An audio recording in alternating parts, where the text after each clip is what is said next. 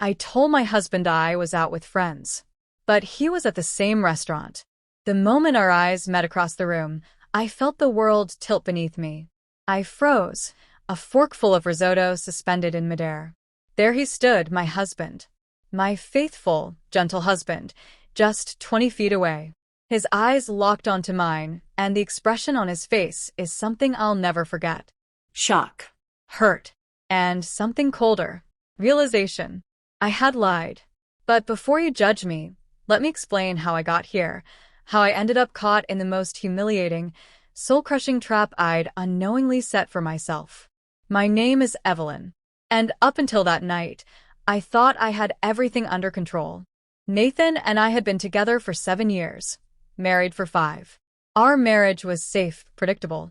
We had routines, a mortgage, and 2 golden retrievers. But somewhere along the way, the spark died.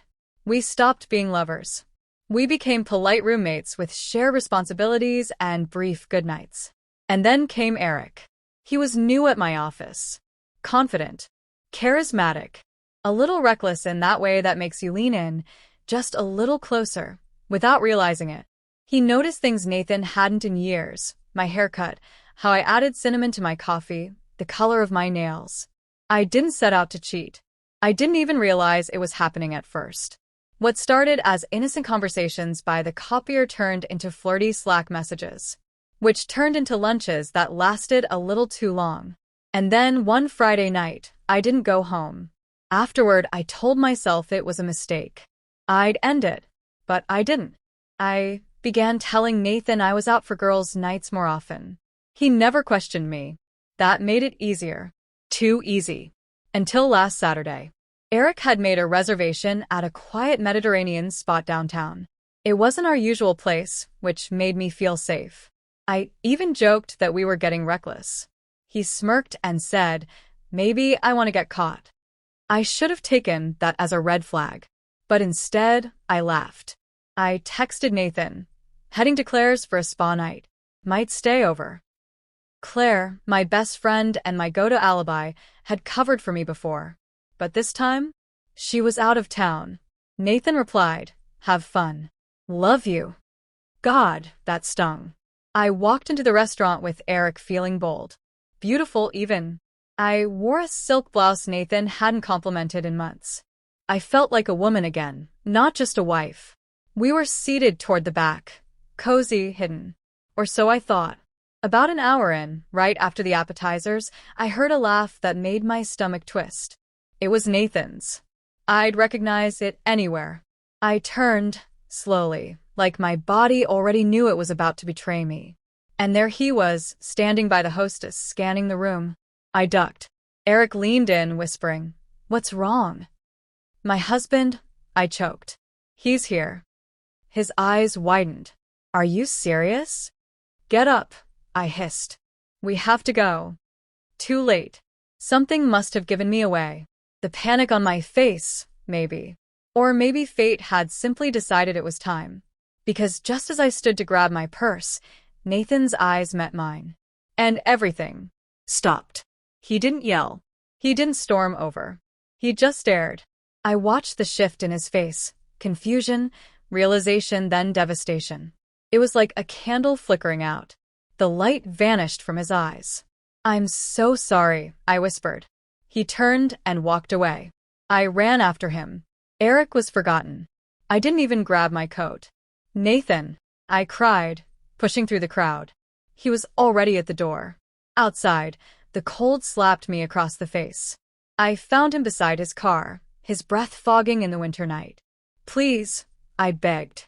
"Let me explain." He didn't even look at me. "Explain what?" His voice was low. "That you're not with Claire? That you're sleeping with your coworker while I'm out buying groceries and walking our dogs." I flinched. It wasn't supposed to be like this. He finally turned toward me, and his eyes, God, his eyes, were full of betrayal. "How long?" he asked. I hesitated. That was my first mistake. He let out a bitter laugh. "That long, huh?" 3 months, I admitted. 3 months, he repeated slowly. "And all that time, you looked me in the eye, slept beside me, said you loved me, I do love you. Don't. Silence fell between us. Heavy. Sharp. Then he asked, how many people knew? I said nothing. Because Claire knew. Some coworkers probably suspected. I had turned our marriage into a secret everyone was in on except him. Nathan shook his head, disgusted. You made me a joke. I broke then, cried harder than I ever had in my life. I didn't mean to hurt you. I was just lost. We were lost. So, instead of talking to me, you lied.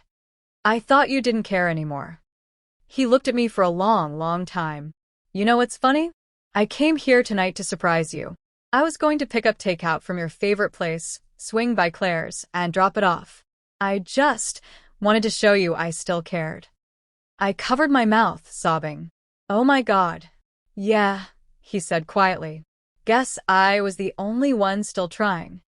He got into his car. Nathan, please don't go. But the door shut. And just like that, he was gone. I stood there on the sidewalk, shaking. Strangers passed by, throwing me curious glances. I didn't care. I had destroyed the only thing that ever felt solid. That night, I didn't go back to Eric. I went home, alone. I sat in our bedroom, surrounded by the ghost of our life. His flannel shirt still draped over the chair. The empty dog bed, probably taken to his room. A photo from our honeymoon, still smiling, still pretending. I called him, texted, left voicemails. No reply. A week passed.